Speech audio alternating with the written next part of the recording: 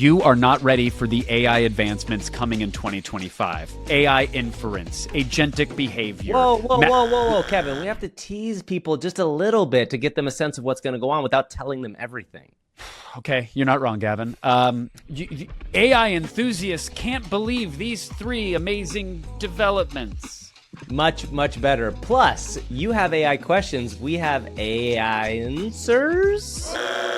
Okay, enough with this. Listen, it is Thanksgiving week. We are extra thankful for all of you. It's why we wanted to do a special Ask Us Anything edition of the podcast. All of that and more, it's AI for Humans.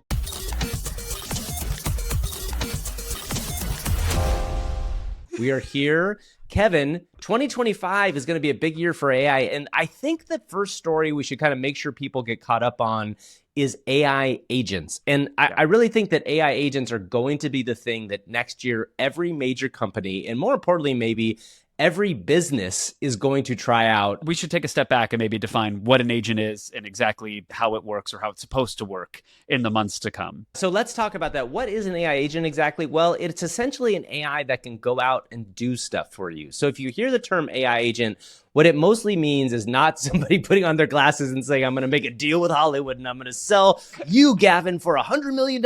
Your spec script is going to get sold. That is not the agent we are talking about here. We are talking about something having agency, meaning that it can go out and do something. So Anthropic's computer use protocol, which allows the computer to do things for you, is the beginning stages of this. And this is what Salesforce, Microsoft, all these large companies are kind of selling as the first real business implementation of AI, in that you can imagine a world where you're running like a hot dog stand, because that's what we do. And if you need to go buy bulk meat, and you want a deal for that bulk meat, but you don't want to have to haggle back and forth with Mr. Bulk Meat. Well, this way, the AI agent conceivably can do it for you and get you a deal and just come back and tell you how much it's for. That is the perfect encapsulation of AI agency in my mind. Yeah, there's no better way to do it, actually. I think I'm going to call Sam Altman and let him know. For all your meat negotiation, if you need to haggle over haggis, there's nothing better than an AI agent. If you mess with AI today, you probably are aware that it's very capable at a lot of things. It can feel magical at times. For me, where it tends to fall apart often is when I have to be a human in the loop and connect very basic dots.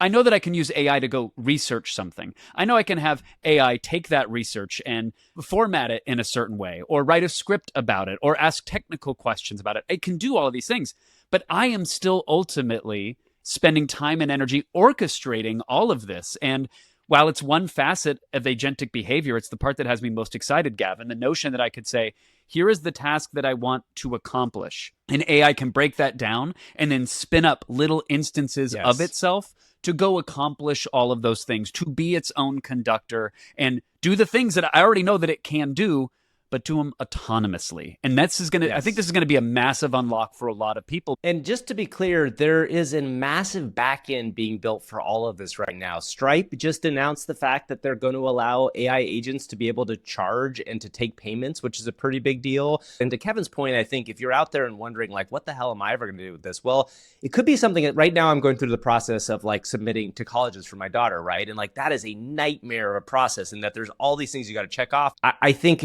we went back and forth with the financial aid office for like 15 times. What would be so great is to have something that you could just like, your agent could interact with their agent and come back and forth and only have a question if there's something they couldn't solve. Now, we're going to have some bumpy roads because it's not going to be perfect in the beginning. And to your point, like there's definitely going to be some places that things fall off. But I think even if the frontier models did not improve from here on out, agency is the place that 2025 you're really going to look at. If you look at the naysayers out there, they'll say, again, scaling is slowing down. These models aren't getting more capable. But the reality is that there's a lot of capability in the models as they exist today. And agentic behavior is just one of those things that can really showcase that. I think the other piece to that puzzle is something you and I talk about often here on this podcast, but we're really going to see it doubled and tripled down upon in 2025. And that is inference compute, or reasoning time at inference compute, which sounds very scary. If I'm at the Thanksgiving table and somebody brings that up, am I running in fear, Gavin? Am I throwing stuffing at them? No, and I think here's the thing. The important thing is it's your job, the person that listens to this podcast or watches this YouTube video, to kind of be that conduit to help people understand this stuff. And inference compute sounds complicated when you think about just the two terms. It sounds like Data from Star Trek is saying something to you and you're just like, I don't understand what this is. The very simple definition, and I got this from ChatGPT, which is a great place to go, is the brain power required for the AI to think and respond in real time. So what that means is the idea that inference compute is different from the original compute to train a model because it is the actual processing that happens when you ask AI a question. And the big thing that has changed and will continue to change next year is OpenAI's O1 reasoning model and other reasoning models are now able to spend that compute thinking about stuff rather than just like spitting out an answer right away. And we as humans do inference or runtime compute all the time. I mean, if you listen to this podcast, whenever I ask Gavin, like, what's your favorite thing about Shrek? He'll immediately say feet. We all know this. He loves big green toesies. No. You know what my favorite thing about Shrek is the little two beers. The only thing I care about is the little two beers that Shrek you has. somehow made I'm a it two-beer worse. aficionado. I was trying. I'm a two-beer aficionado. I want to play those Gavin, two what's beers. your favorite thing? I Do you didn't want to say that? Is it Leave like that a bop out. it? Do you want to flick the two beers? Do you want to see if they make noise like a wine glass? If you I rub want to your ride finger Shrek around... and kind of control him like Ratatouille, but Oh, the two dude. beers. Clip that, chat. So many little sound ups. Of course, Gavin wants to ride Shrek. And that's the answer. That's what I'm trying to say. If you ask Gavin right off the rip, he may say feet. But if you give him time to think about it, to reason his way through the answer, you can just see Gavin picturing Shrek in various states of undress. You can see Gavin emerging from the bog right behind Shrek. Arms enveloping him, almost like a scene from Titanic. You can see him taking the time to reason through the answer and give a much better answer, which is that he wants to ride Shrek. I want everybody clear.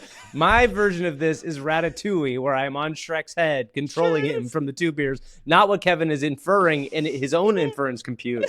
But let's just be clear. So right now, inference compute is usable through, if you're a paid user of ChatGPT, you can use the O1 preview or O1 mini models. Or, like we just talked about last week, DeepSeek, which is a Chinese company that has released a free preview for a reasoning model. And I really do suggest, like, everybody in our audience, make sure you go out there.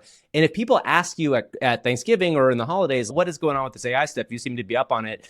This is the place that you can go and show them, hey, this is the difference from what ChatGPT used to be. Now it can do this thing. The one advice I always give people is don't tell it to think about something. Just give it a really hard problem. Whatever you do, if you're a lawyer or you're, whatever, a Shrek aficionado, give it a hard problem and watch it go through the process of reasoning and see what it comes out with.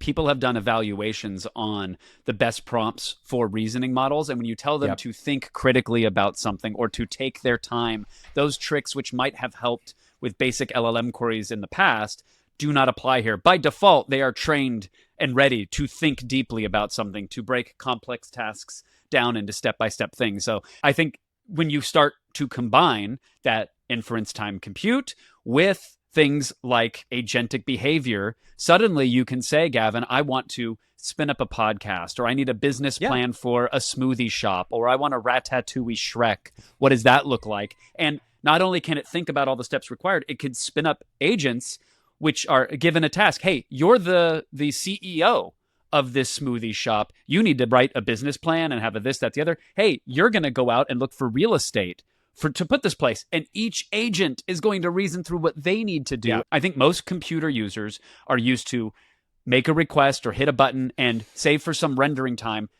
They get their result. They're used to interfacing with a computer on this timeline. And now for a very broad audience, wielding agentic behavior with the chain of thought or inference compute, it's going to be make a request, and I might see you in a day. I might see you in a week, or maybe a month from now. You'll come back with my task complete. And that is, I think, going to be foreign to a lot of computer users. That's like my dad. I'd maybe see him in a day, maybe once in a week, maybe once in a month. Sorry, Dad. I know you're probably listening to this. So you prompt with a request like, Papa, I would love to I'd know like that to go, you're proud I'd of like me. to have And he dinner goes, together, Papa. let me go get some cigarettes and I'll get back to you on that one. I'll be right back. That's right. By the way, it's a small thing with agents. Speaking of that, Microsoft released a product called Tiny Troop, which even if you don't know how to do programming, it's a GitHub project, but you should at least go read about it, because what it is basically a little series of agents that allow you to put them onto anything. And it's just fun. If you have any sort of technical backend, you can kind of go and play with this. But even if you don't, read up about it, because it kind of gives you a sense of like what it means to have these two agents talk to each other. And, Kevin and I have talked about some version of these agents on the show really for a year plus now, but these are just getting much more capable as we go forward. All right, Kev, we should talk about the third big thing, which I kind of think has a lot to do with the world that we spend a ton of our time in, which is media, right? And I think the third biggest story of 2025 is going to be AI video and audio tools really fully coming into fruition. And I think we've covered this a little bit with Ben Affleck talking about these things, but it feels like to me we have hit a real moment of sea change in the media business where not only are the tools getting better, but Hollywood and the people in the music business even are really folding into this space. It was about this time last year as well, Gavin, where we were looking at like next generation text to video models. And there was really only one, arguably one and a half, that had us excited. OpenAI's Sora still not out, and it doesn't really seem to matter because there's 10 different competitors all gunning for that space. We said music generation and sound effects were going to get better. They certainly did. Now you can go prompt to album very fast or ask for sound effects, and 11 Labs will toss it to you. Voice cloning there. Puppeting of 2D figures as 3D characters. Grabbing your motion from basic webcam capture and applying that to a model. I'm still surprised every day that these tools are coming out, and there's no sign that that side of the business is slowing down.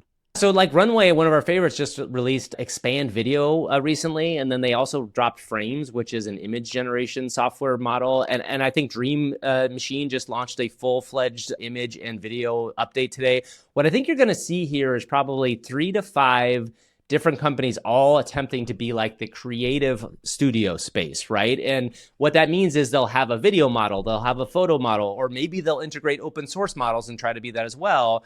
But what people want to do is be the dream experience, right? And I think that's one of the biggest difference now is you're seeing full-fledged tools and not just one-off things you have to kind of piece together in different places. And I think probably like the bigger AI companies, you're going to see the bigger AI studio stuff kind of consolidate into these things as well. So if folks are hearing this, Gavin, and we do talk about these advancements all the time, but they don't know when or where or exactly how to leap in and get their hands on it, what would you recommend as a good first stop for someone who wants to make an image or try a video or make some music? It really depends on if you want to pay money or not, right? Because I think in this instance right now, the best services really are paid, especially in the AI and video space, because it's expensive to generate these models. You can get really good stuff. In video-wise, my experience with Minimax, which is a Chinese company, so you have to be okay with that, is the best right now as paid model goes for video. And then for audio, I think you and I both kind of agree that Suno is probably the premier audio model, though Udio is also very good. But both of those are paid. Now, they're not expensive. You can enter each one for a month for like $10 each, right? And you get a certain limited amount of generations.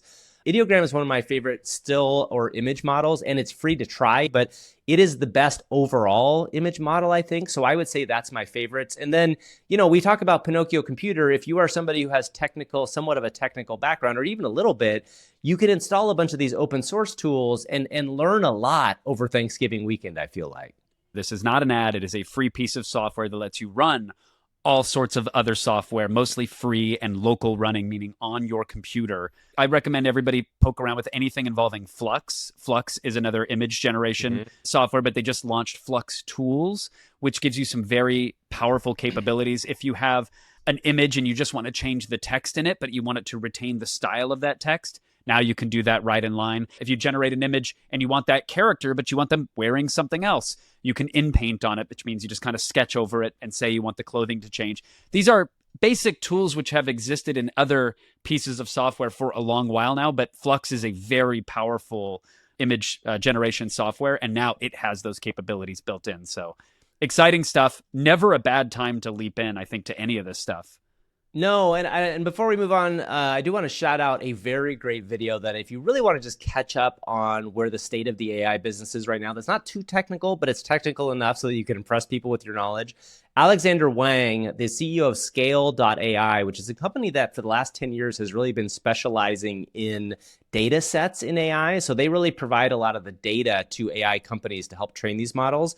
Has about a 20-minute video, his keynote at his conference, where he kind of goes through the current state of AI, a little bit of the history, but then really like what some of the challenges are going forward. So take 20 minutes, watch this video over the weekend. We'll put a link to it in the show notes. It is very useful just as a catch up or as a first time entry point as well. A little bonus before we leap into the Q&A, by the way, Gavin, because I think this is something you and I talk about all the time, and it didn't make the top 3, but it is voice.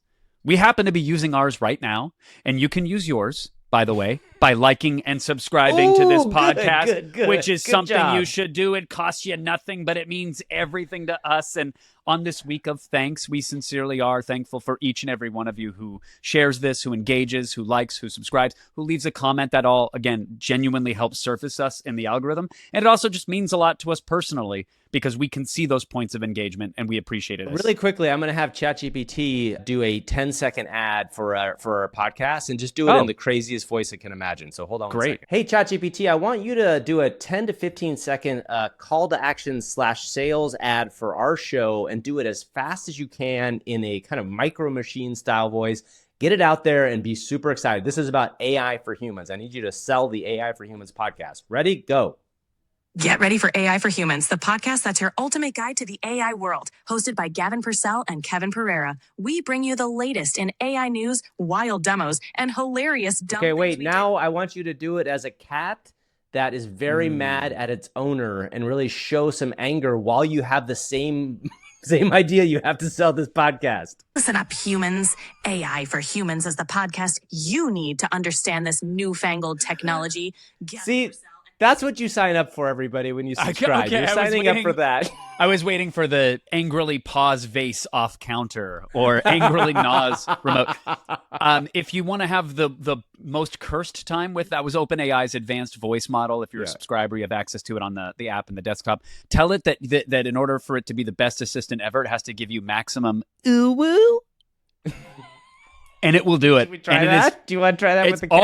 I did it all weekend. Own? It's uncomfortable. I encourage people to do it. But say you need more ooh-woo in your voice, and it will do it. But as I said, not just to get to the ad, voice is a big deal. That was advanced voice. Play HT, another voice AI company, they have their own version of these conversational agents. 11 Labs has launched their conversational agents. Get ready, friends, because the voice interactions are coming, and it's going to happen in places where you don't even realize you're conversing with an AI bot that's connected to a wealth of information. You're just going to be getting your tech support and your billing and probably political spin and updates. It's all going to be happening via voice and very soon. Kevin and I might be thinking and working on a voice idea. So if you are a voice AI dev out there that is interested in partnering up with a couple people, you might want to give us a shout. It's time to answer your questions. It's an AI for humans. Ask us anything. All right, everybody, it's time to answer some of your most burning questions about AI. These cover a wide variety of AI stuff, and you're going to learn a bunch as we go through these as well. Our community had some amazing questions. We're going to cover a bunch of different topics. You will likely have questions along the same line, and I just want to point out as we leap into this, there are no dumb questions. There are only dumb answers, and we are here to provide. So let's get into it, Gavin.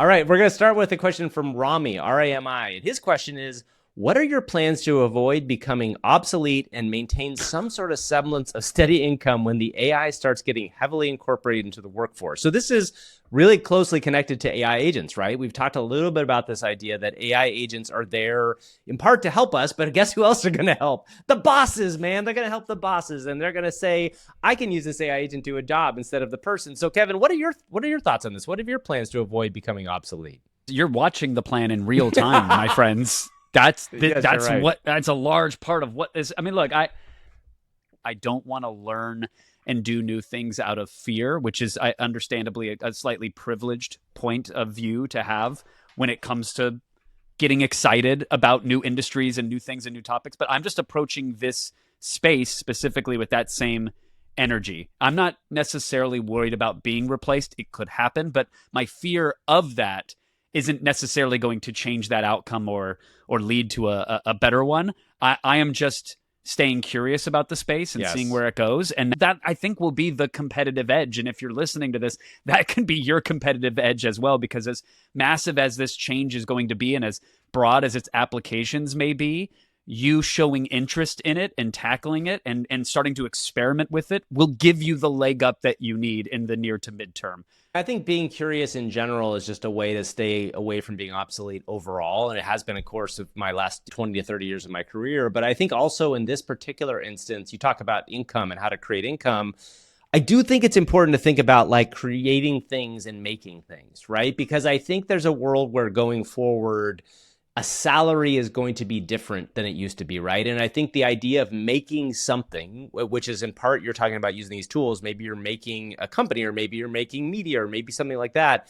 It feels like you're going to have to own something that is you, right? And I think that it's going to be very easy for companies to kind of automate away the people that are just doing the kind of clickety-clack jobs, as I would call it. You know what I mean? The people that are just there doing the stuff. So just be curious and make things. I think that's kind of speaks to both points.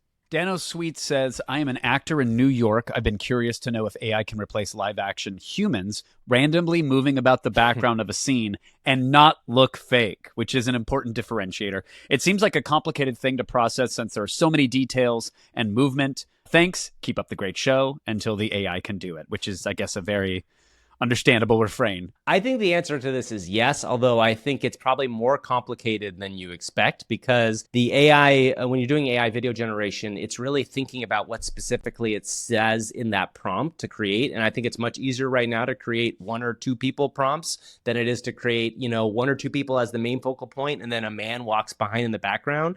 I think that actually weirdly is one of those small things that could be a problem. It's why when we saw Act 1, Runway's Act 1, they showed off the scene where it was 2 people sitting across from each other at a diner talking to each other. The AI can control a face right now and it can control the other face. But if you had those 2 people sitting across from each other at a diner and then you had a waitress walk up and then somebody spill a cup of something on them, it would be very hard to get that exact prompt out as you want it. And I think that just shows you in a normal movie, you could say, okay, actor 1, come here. Actor 2, go here. 2 quick things. 1, never shade the arc of technology. Like Yes. it's intrinsically tied to human innovation and invention. Like if your question begins with, do you think at some point AI could, the answer is probably yes. From teleportation to rehydrating Pizza Hut pizzas, like Back to the No, Future. it's not going to do that. It won't do that.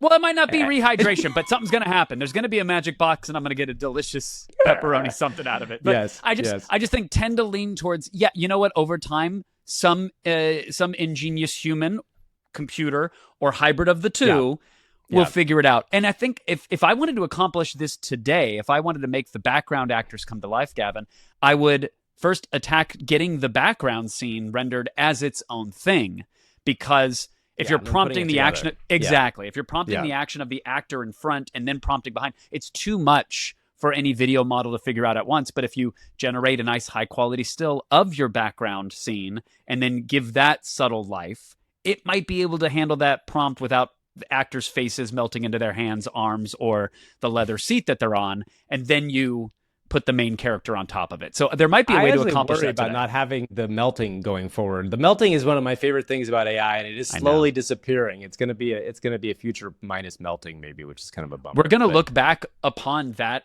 aesthetic, the early AI aesthetic, It'll be like Will vaporware. Smith spaghetti. Yeah. Exactly. Yeah, it'll be like GeoCities websites. Fred, in our AI for Humans Discord, which is free and everybody should go to it, by the way, Fred asked, AI for Humans is the most anxiety-producing podcast ever. How do you guys keep up with it all? Can you please share some of the sources you rely on every day/week? P.S. You guys are the best. Oh, Fred, thank you so much. Well, I think, Kevin, my thought on this in general is part of it is just tuning your social media sources to find the right stuff. I mean, I know people have a lot of thoughts about X, but there is a significant AI community there that does share a lot of stuff. And it's really where a lot of the AI stuff gets shared originally. We've done a very good job of kind of like collating the right follows on our AI for Humans channel. I also do generally look up AI news on Google News, and that's just not a crazy thing to do anymore because there's a lot of it, but I will do that pretty often, like once a day, and you can have a Google alert set up for that, and it will give you a basic sense of what the stories are. Specific sources for me, there's a handful of podcasts that I do love. The Dwarkesh podcast is one that I listen to all the time. Occasionally, Lex Friedman will have an AI-related guests on there, and that's where you can get 5-hour-long discussions about machine learning in the future. So I enjoy those. On the newsletter side, The Neuron is one that I read pretty much every morning. I flick through that, as well as Ben's Bites. They're both free newsletters that will kind of encapsulate very top level a bunch of AI trends. But Gavin, there's a brand new newsletter that's There is. it is so hot. I don't even know if I'm allowed to mention it because it's free and it's kind of you can probably say it. We talked to the guys who run it. it's a They're probably secret cool with it. weapon in our arsenal, and I don't know if I want to reveal it. It's how we get our edge. You know what? I'm going to say it, Gavin, because I'm so thankful for everyone out there. It's the AI for Humans newsletter. Every That's right. Tuesday morning, it is free, and it is packed with delicious, nutritious nuggets of info. Go to aiforhumans.show if you want to sign up. Again, it's totally free, and we actually give out a lot of additional information over there.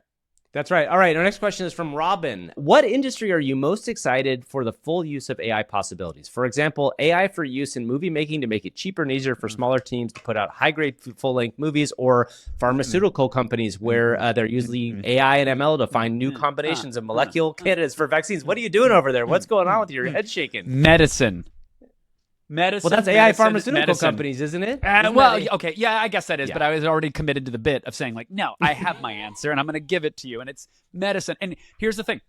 This year alone, hashtag not medical advice, hashtag not HIPAA approved probably, but I have personally used AI to diagnose very specific things for 3 different people in my life, Gavin. My own mother, my dear friend and neighbor, who had a wild reaction to some statins who she should never have been on, which, by the way, AI specifically said, oh, yeah, with this information, the tip of the medical iceberg, the modicum of personally identifiable information that I gave ChatGPT, it immediately was like, oh, this person should not probably be on statins. Here's why.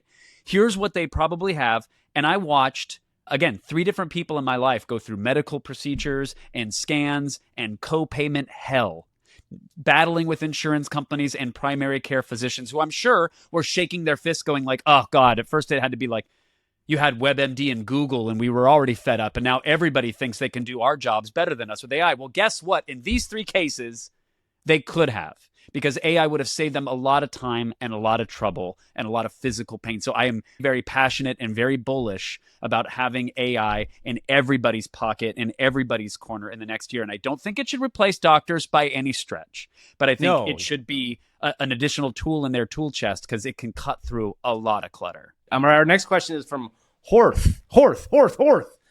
He says, me cheetah, not understand me cheetah, which Kevin's going to explain because I have no idea what that means. Sure. What are the very first thing each of you saw or experienced with AI that truly blew you away? I had a podcast on the very short-lived revival that was G4 TV not too long ago, and you'd do a long-form podcast riffing with friends, and at the end, you'd probably need to apologize for a handful of the things that were said or that happened, at least on that podcast. So we would go to like a GPTJ, which was like an open source knockoff of the GPT-2 model.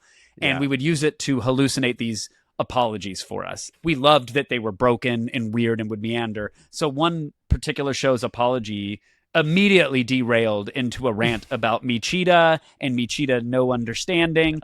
And I still read it as if every word meant everything to me and was understandable. You wouldn't necessarily refer to them as AI as they exist today, but there were really advanced bots for first-person shooters back in the day, Gavin, that I would run and be fascinated with diving deep into how the bot is calculating which room it should be in and what weapon it should use and what are the timings on the health respawning and how aggressive it should be. And so like that was kind of early AI stuff or NPC logic that had me fascinated with the field. But it was really GPT-2 when that came out, and I could use it to generate even broken poems or responses, questions, letters to friends, whatever. Even as broken as it was, I realized, oh, there is absolutely something there. And I felt woefully late to the game back then. Yeah, I think for me, it was early Midjourney and Stable Diffusion, which was like the big turning point. Like you and I both had done some stuff with GPT-2 and GPT-3, but it was really Midjourney was like, oh, crap.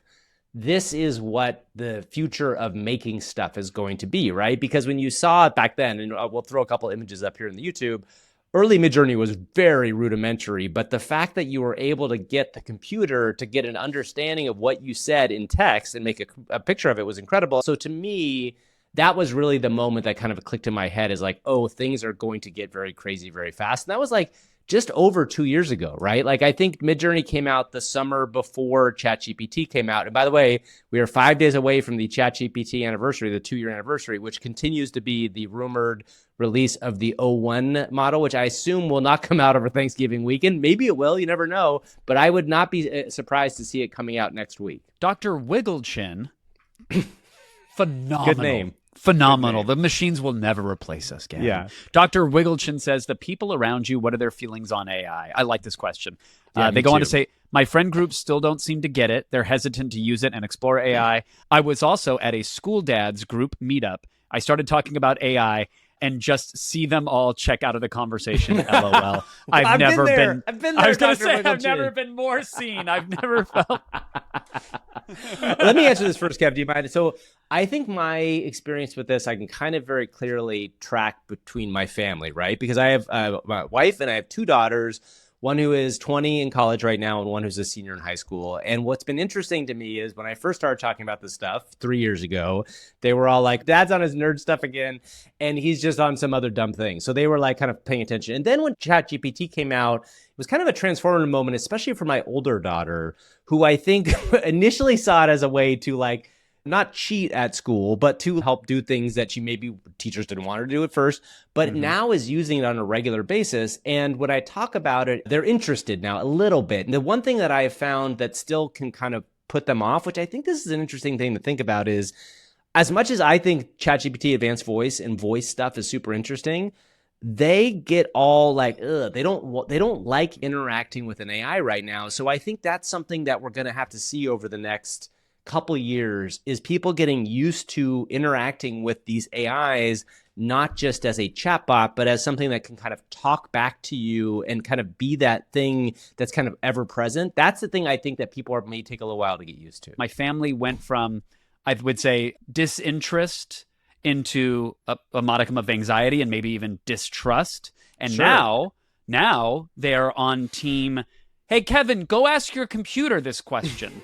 And so even though I let them know about our podcast and how easy it is to get started and just go here and type in this and get it going, it's still very much I get a text message or a Facebook Messenger with, can you ask your fancy computer about insert thing here? LK Campbell asks, favorite practical AI tool you use every day while you work? I will quickly say I use ChatGPT every single day. I've used Claude, I've used other services, but for whatever reason, I keep going back to ChatGPT. They have a good Mac app. I literally use it every day for research, for writing, you name it. I'm in it each and every day. On the more specific to me side of things, I use HeyGen to create AI avatars that will do my bidding, and I create properties with that. And then through Pinocchio Computer, I use Flux to generate images. The less sexy side, and maybe this resonates with you, Gavin, is Canva. Like Canva builds in the background remover. I use it all the time. Yes, yeah, background yes. remover. Yeah. Let's hear it for background remover. I agree. ChatGPT is the one that like really stands out. It's really become like, there's a reason why it's the 8th biggest website in the world now. It's just become the answer machine. And I really do think it's going to take a giant chomp out of Google's business. We didn't cover this, Kevin, but they're making a browser soon. Yes. I know, which is crazy. And that's like, they're really coming for all of Google's businesses, which I don't think is a dumb thing, because like, it's just, if they can really build this model that can answer questions and do it reliably, and this has been a problem we've talked about, and even today, it's still not 100% reliable, but if they can get there, that's a big business. Brentos has a couple really quick questions I want to knock out, which I both think are very interesting. Let's do the kind of semi-serious one first, Kev. Brentos asks, are you comfortable with giving AI full control over your funds? If no, when do you predict you will be comfortable with it? For right now, I would say absolutely not. I do not trust AI to go out there and like control what it's doing. I don't think we're that far away, though. Like in the same way that people, I mean, I'm old enough to remember when we first got, ATM cards, right? I was a kid, but it was like a big deal. And it was like a huge thing to not have to go to the bank to get cash. And now we have Apple Pay, right? Which is now your card's on your phone. And that was like a big deal. Like the fact that you don't have a card anymore, it's just all on your phone. I think pretty soon it will be like the AI agents will have it and control it.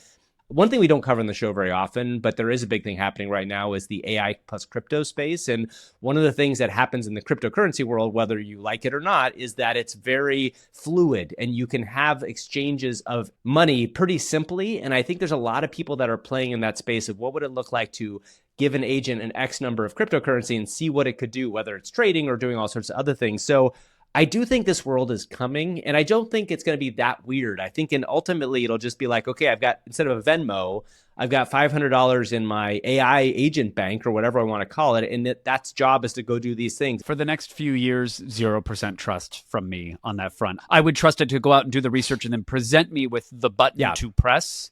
To purchase or whatever. I'm just not ready to automate that yet. I don't have that trust in the system, but Perplexity Pro is something that we mentioned last week. That is a premium product you can opt into. And if you give it your credit card info and your shipping details, you can have it go do research and then transact on your behalf. So there are some that are already doing this today. I'm not ready for it personally. Well, even better, Kevin, Brentos' other question was, do you think we will see someone legally marry an AI before the end of 2025? What do you think about this? I'm still waiting on the answer.